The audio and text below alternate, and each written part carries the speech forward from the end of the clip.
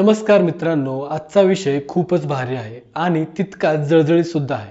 आपण नेहमी ऐकतो की मुंबई ही देशाची आर्थिक राजधानी आहे. पण कधी विचार केलाय का, ही मुंबई नेमकी कोण चालवतं? मुख्यमंत्री, पंतप्रधान असा कोणताही व्यक्ती ही मुंबई चालवत नाही. तर मुंबई चालवते ती म्हणजे आपली BMC म्हणजे बृहन्मुंबई महानगरपालिका.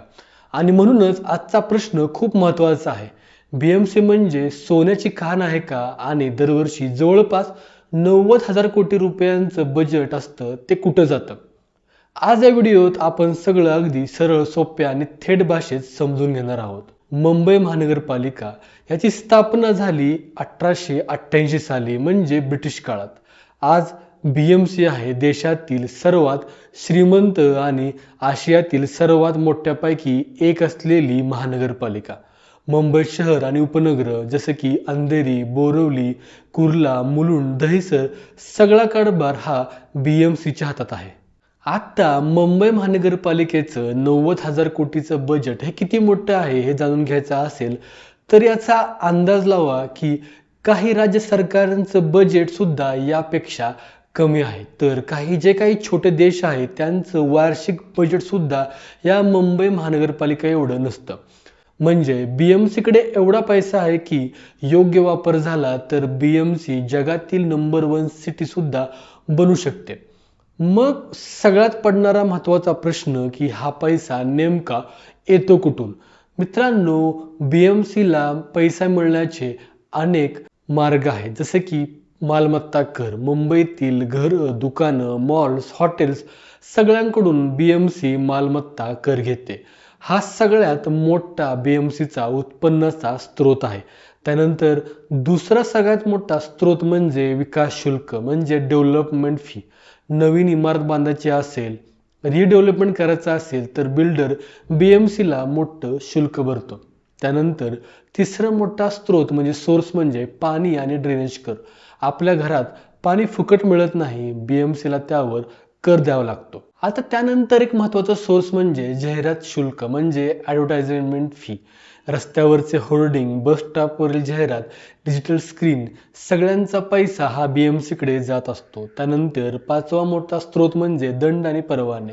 अनधिकृत बांधकामे असतील, दुकानांचे परवानगी असतील, फेरेवारे असतील यांकडून सुद्धा BMC ला मोठा महसूल प्राप्त होतो. म्हणूनच लोक BMC ला सोन्याची खाण असे म्हणतात.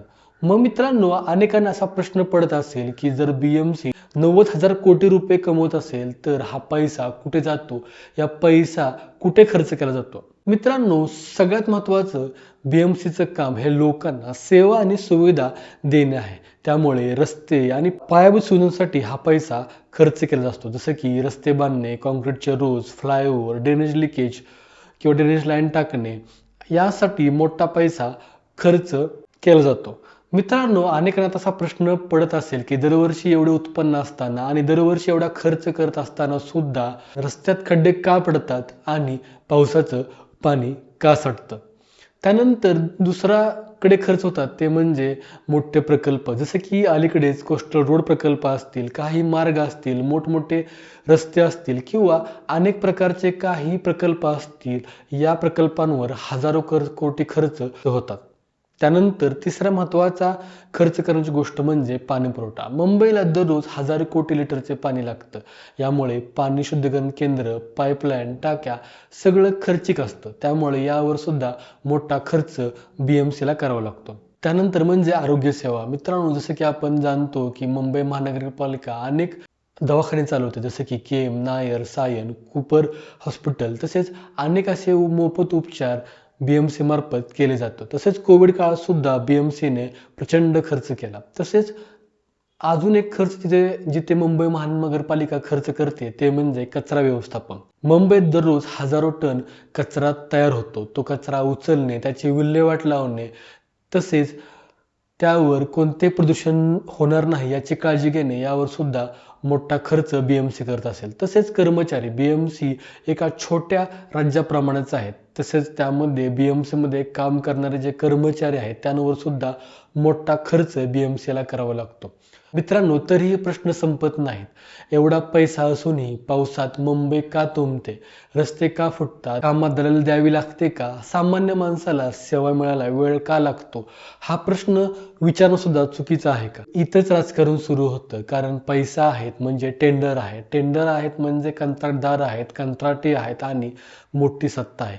म्हणूनच सर्व राजकीय पक्षांना BMCवर सत्ता हवी असते. कारण BMC जिंकणं म्हणजे का छोट्या राज्याची सत्ता हासिल करण्यासारखंच आहे. आणि महाराष्ट्रात मुंबई महानगरपालिकेला एक वेगळंच महत्त्व आहे.